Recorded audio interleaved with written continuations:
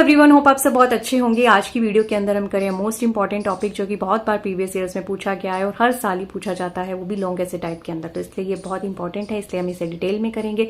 तो सबसे पहले हमारे पास जो सोशल लैंडमार्क्स हैं फ्रॉम सोशल रिफॉर्म मूवमेंट्स, उसके बारे में बताना है। मतलब सोशल कुछ ऐसे इवेंट्स जैसे कि सती प्रथा हो गया है ना, तो इस तरह से बहुत सारे सोशल मूवमेंट्स जो हुए हैं हमारे पास्ट के अंदर, उसमें से कुछ जो आपको आप बता सकते हो। आप 7 भी लिख सकते हो, 8 भी लिख सकते हो, तो उसको आपको एक्सप्लेन करना है एग्जाम के अंदर। तो सबसे पहले हम इसके इंट्रोडक्शन में क्या लिखेंगे कि जब 19th और अर्ली 20th सेंचुरी थी, उस टाइम पे बहुत सारी सोशल इविल्स थी। ठीक है, जैसे कि हमारे पास हो गया डोरी सिस्टम भी था। ठीक है, सती प्रथा था, वीमेन और जो लोअर कास्ट थे उनके मार्जिनलाइज ग्रुप थे, उनके साथ डिस्क्रिमिनेशन हो गया।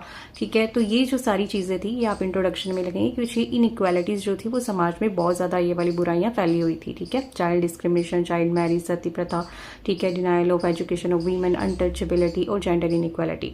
तो ये आप लिख देंगे। इसके बाद हमें जो रिफॉर्मर्स हैं उन्होंने कैसे जो है इसको एक एक करके खत्म किया, तो उनके बारे में आपको एक्सप्लेन करना है। तो फर्स्ट ऑफ ऑल है हमारे पास एबोल्यूशन ऑफ सती 1829 के अंदर। हमें पता है राजा राम मोहन राय ने इसके अगेंस्ट जो है आवाज उठाई थी कि जब एक वाइफ को जो है उसके हस्बैंड की फ्यूनरल पर उसको इम्यूलेट होना पड़ता था, उसके साथ जलना पड़ता था, तो उसके अगेंस्ट उन्होंने बात करी। तो बहुत सारे इन्होंने पब्लिक राइटिंग करी, डिबेट करी। तो उसका रिजल्ट क्या हुआ, जो उस टाइम के गवर्नर जनरल थे लॉर्ड विलियम बेंटिक, उन्होंने जो है एक रेगुलेशन को पास कर दिया 1829 के अंदर, जिसके अकॉर्डिंग जो सती प्रथा थी वो क्या होगी, इलीगल हो गई। ठीक है, इसमें जो राजा राम मोहन राय कहते हैं कि ओनली पाथ जो है रिफॉर्म द सोसाइटी वो क्या है, एजुकेशन है, रीजन है, रिस्पेक्ट है ऑफ वुमन लाइफ।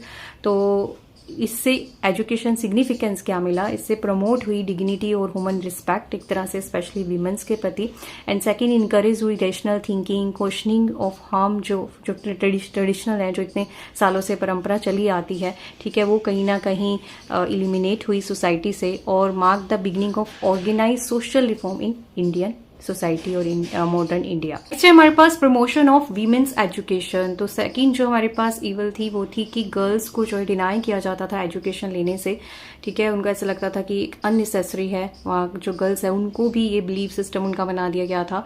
तो जो रिफॉर्मर थे, दोनों husband and wife, Jyotirao Phule और हमारे पास सावित्री बाई फुले, तो इन्होंने इनिशिएट किया और सबसे पहला एक गर्ल्स स्कूल खोला पुणे के अंदर 1848 के अंदर। ठीक है, चाहे बहुत ज़्यादा अपोजिशन था, लेकिन तब भी उन्होंने कहा कि बहुत इम्पॉर्टेंट है रिकग्नाइज करना, हर बच्चे के लिए जो एजुकेशन होनी चाहिए।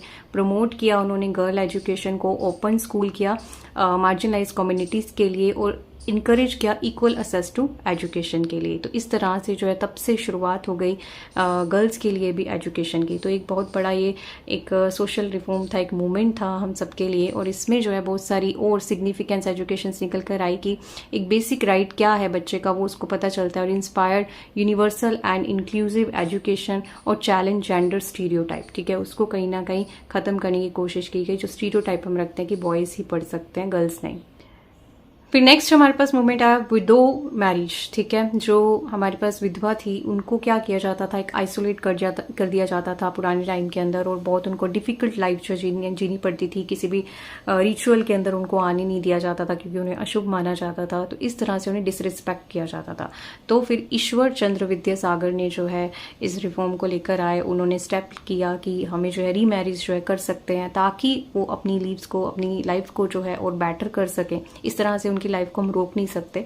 तो ये जो है एक्ट आया हमारे पास, रीमैरिज एक्ट, हिंदू विधो रीमैरिज एक्ट, जिसे लीगलाइज किया गया 1856 के अंदर। ठीक है, तो इससे एजुकेशनल सिग्निफिकेंस क्या निकला, इंप्रूव हुई वीमेन सोशल स्टेटस जो है वो इंप्रूव हुआ, encourage women's participation in education, और कहीं ना कहीं ये सोशल जस्टिस जो है इस लॉ को भी कहीं ना कहीं रिफॉर्म करता है, उसको लेकर आता है। तो इससे जो है इक्वलिटी भी आती है ह्यूमन सोसाइटी के अंदर। तो ये भी एक बहुत इंपॉर्टेंट जो है हमारे पास मूवमेंट था। नेक्स्ट है हमारे पास movement against the child marriage. तो हमें पता है कि उस टाइम पे बहुत ज्यादा चाइल्ड मैरिज होती थी, तो उसके अगेंस्ट आवाज उठाई इन 2 रिफॉर्मर्स ने। इसके अलावा और भी अदर रिफॉर्मर्स थे, लेकिन सबसे जो मेन थे वो यही थे हमारे पास, बीराम जी मालाबरी और हरबिलास सारदा। तो इसको सारदा एक्ट के नाम से भी जानते हैं, और ये एक्ट जो पास हुआ 1929 के अंदर हुआ। तो जब चाइल्ड मैरिज होती थी तो क्या प्रॉब्लम होती थी कि बच्चे की एजुकेशन रुक जाती थी, हेल्थ पे इफेक्ट आता था, उनके ड्रीम्स और उनको अपॉर्चुनिटीज़ नहीं मिल पाती थी। तो इस एक्ट के कारण जो है एक एजुकेशनल जो सिग्निफिकेंस है वो ये आए कि अब ड्रॉप आउट रेट जो है वो कम हो गई। ठीक है, गर्ल्स जो है इसी से स्कूल अटेंड कर पाती थी, उनकी हेल्थ जो है वो अच्छी हुई, अपनी एजुकेशन को कंटिन्यू कर पाती थी और उनको बहुत ज़्यादा अपॉर्चुनिटीज़ जो है फ्यूचर में अपने करियर को बनाने की वो मिलती थी और चाइल्डहुड जो है उनका अच्छे से जो है नरिश होता था, जो कि एक तरह से रुक जाता था। फिर नेक्स्ट जो कैंपेन आया वो हमारे पास था कास्ट डिस्क्रिमिनेशन और अनटचेबिलिटी के लिए। तो जैसे जो लोअर कास्ट वाले थे उनको टच भी नहीं करने दिया जाता था, तो बहुत सारी जो है इस तरह की प्रॉब्लम्स थी उस टाइम पे। तो ये जो 3 हमारे पास रिफॉर्मर्स हैं इन्होंने इसके अगेंस्ट आवाज़ उठाई, ज्योतिराव फुले ने, डॉक्टर भीमराव अम्बेडकर ने और महात्मा गांधी जी ने।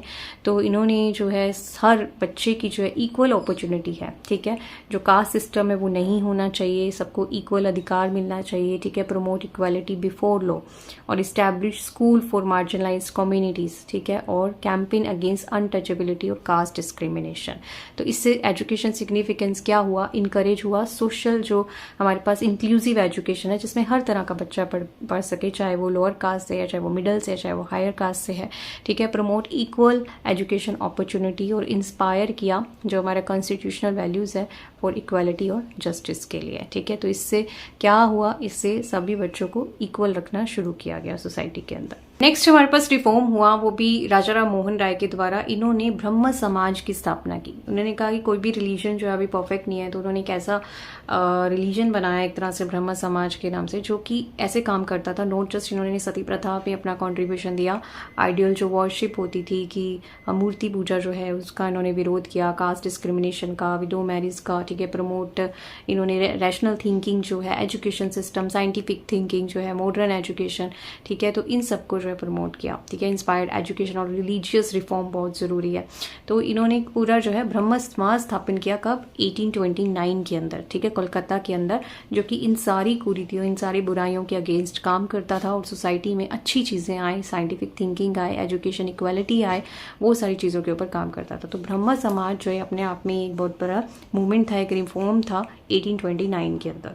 फिर नेक्स्ट है हमारे पास आर्य समाज, जिसने एक पावरफुल मूवमेंट किया अगेंस्ट दी सोशल और एजुकेशन रिफॉर्म के अंदर। ठीक है, जो सोसाइटी है उसके लिए और जो एजुकेशन है उसके रिफॉर्म के लिए। तो इसके जो फाउंडर थे वो थे स्वामी दयानंद सरस्वती, आर्य समाज के, ये आप याद रखेंगे। और 1875 के अंदर जो है इसको स्थापन किया गया मुंबई के अंदर, ठीक है, जो कि प्रमोट करता था एजुकेशन को, इक्वालिटी को, रैशनल थिंकिंग को।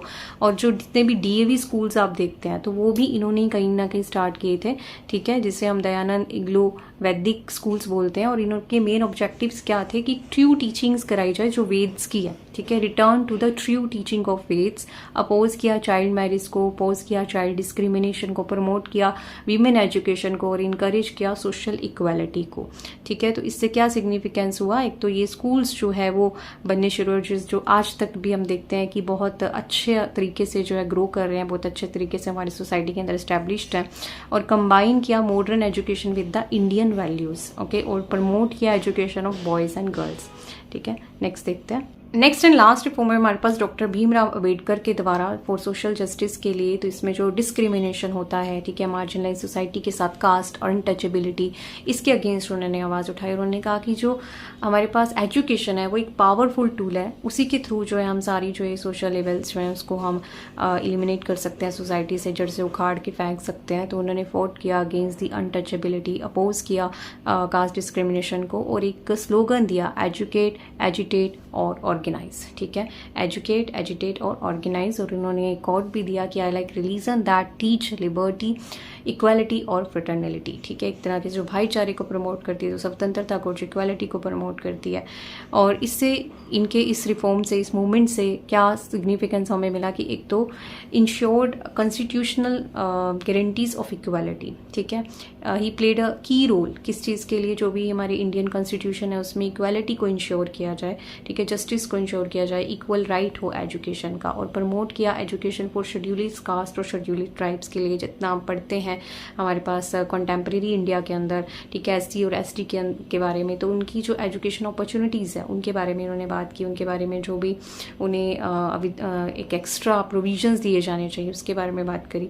और जो हमारे पास influence reservation and the inclusive schools, मतलब ऐसे नहीं है कि उनके लिए अलग से स्कूल हो गया, चाहे लोअर कास्ट हो, मिडिल क्लास हो, सब जो है एक साथ पढ़ सकते हैं, हाई क्लास हो, तो ऐसा नहीं है कि उनको सेपरेट कर दिया जाए। तो इंक्लूसिव जो क्लासरूम है, इंक्लूसिव जो स्कूल्स हैं उन्होंने बात करी।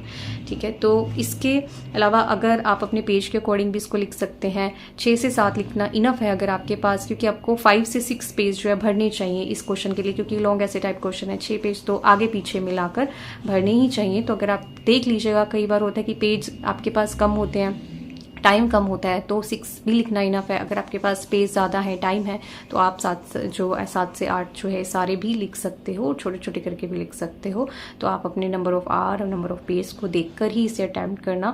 सो इस वीडियो के लिए इतना ही। Thank you so much for watching. Stay blessed, stay happy. और हम, आपको पता है कि इस चैनल पर सीटेट की तैयारी भी कराते हैं, तो वो भी जो है आप इसलिए चैनल को सब्सक्राइब कर सकते हैं और शेयर कर सकते हैं अपने फ्रेंड्स के साथ। Thank you.